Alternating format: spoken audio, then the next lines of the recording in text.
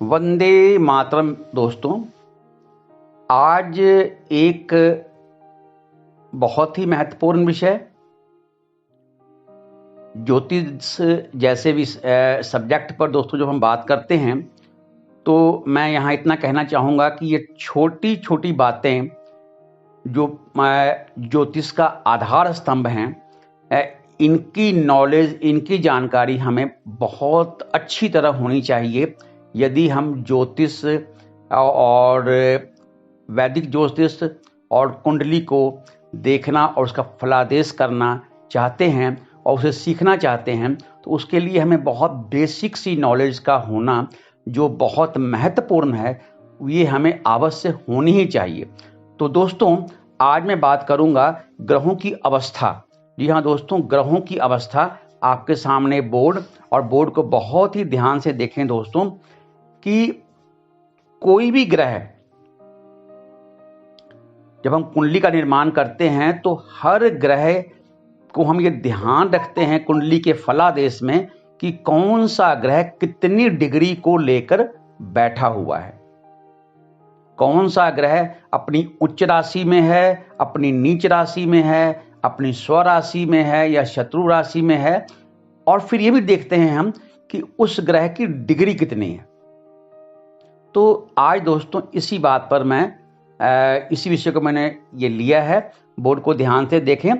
0 से 6 डिग्री के अंदर अगर कोई ग्रह है दोस्तों, तो हम कहेंगे ये ग्रह की बाल्यावस्था है, जहां पर वो ग्रह 25% ही फल देने में समर्थ माना जाता है दोस्तों, क्योंकि अभी उसकी बाल्यावस्था है।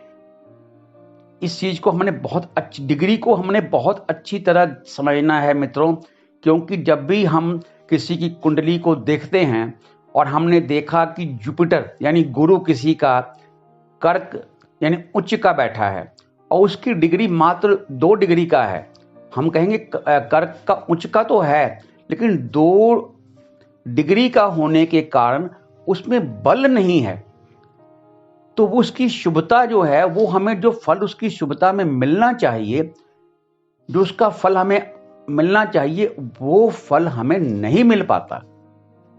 तो इसलिए डिग्रियों को ध्यान में रखना, फलादेश के समय ग्रहों की डिग्रियों का हमें जानकारी होना बहुत ही आवश्यक दोस्तों। मित्रों, बोर्ड को ध्यान से देखें। अगर कोई ग्रह 6 से 12 डिग्री का है तो हम कहेंगे कि ग्रह किशोरावस्था में है। यहां वह 50% अपने ग्रह अपने फल को देने में कामयाब होता है, यदि वो किशोरावस्था में यानी कि 6 से 12 डिग्री के अंदर उस ग्रह की जो शक्ति है वो 6 से 12 डिग्री की है तो। और यदि ग्रह 12 से 18 डिग्री के मध्य में है तो ये कहेंगे पूरा यौवनावस्था है।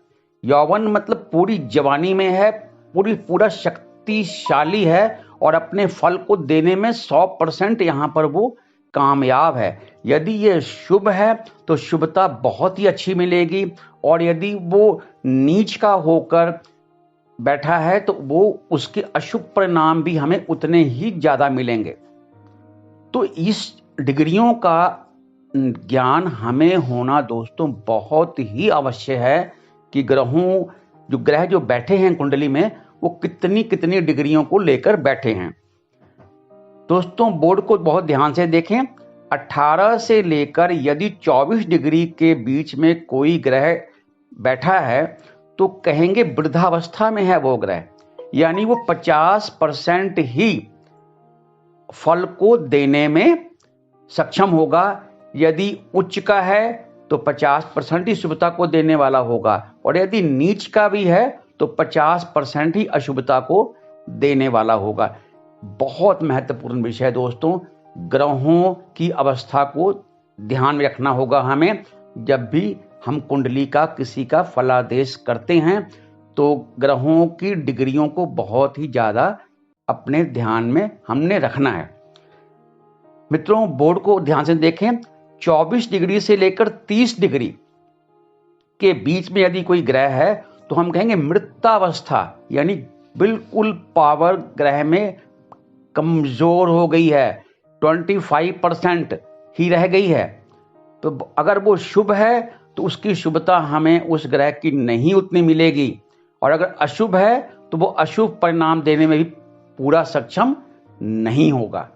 तो ये एक छोटा सा विषय, बहुत ही महत्वपूर्ण, कुंडली के फलादेश में ग्रहों की डिग्रियों को जरूर ध्यान में रखना होता है हमने, ताकि हमारा फलादेश उतना ही सही हो। अच्छा दोस्तों, अच्छे कर्म करते रहें, अपने पुण्य कर्मों के खाते को बढ़ाते रहें। इसी शुभ मंगल कामना के साथ मैं अजीत मिलता हूं आपसे अगले वीडियो में। तब तक के लिए वंदे मातरम।